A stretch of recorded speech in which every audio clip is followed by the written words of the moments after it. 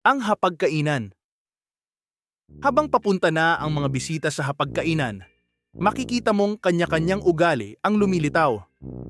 Makikitang kalmado si Padre Sibila, para bang kampante at confident siya sa sarili. Nakikipag-usap pa siya kay Dr. De Espadanya, kahit na nauutal ito at mahiyain.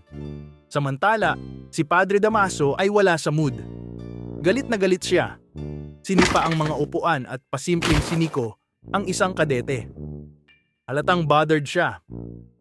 Ang mga bisita naman ay non-stop ang papuri tungkol sa setup ng lamesa. Pero si Doña Victorina, tumataas ang kilay dahil naapakan ang tray ng gown niya ng tinyente. Kaya bad trip din siya ngayon. Upuan Wars. The Battle of the Priles. Pagdating sa mesa, parehong nagtangka sina Padre Sibila at Padre Damaso na umupo sa pinaka-importanting upuan, yung ulo ng lamesa. Nagkunwaring nagpapakumbaba ang bawat isa, pero halata namang pareho nilang gusto yung seat of honor. Damaso, for you, Fray Sibila.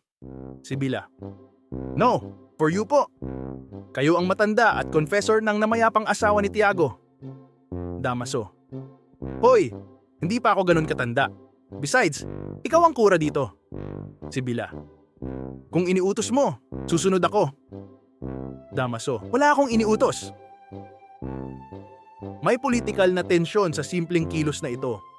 Sa paningin ng mga praile, kahit isang mataas na opisyal, gaya ng tinyente, ay mas mababa pa rin sa kanila. Hindi man lantaran. Makikita sa eksenang ito ang labanan sa kapangyarihan. Kung sino ang mas mataas, kung sino ang mas dapat irespeto. Pero biglang nakita ni Padre Sibila ang tinyente. So out of good manners, kuno, inoffer niya ang seat sa tinyente. Tumanggi naman ang tinyente at naupo sa ibang pwesto. Marahil ay ayaw lang talaga maipit sa pagitan ng dalawang praile. Walang nakaisip na alukin si Kapitan Tiago, ang mismong host. Tahimik lang siyang nanonood sa isang sulok, pero okay lang daw sa kanya. Ang hapunang ito ay para kay Ibarra. The Tinola Incident, oo, yung leeg lang ang nakuha niya.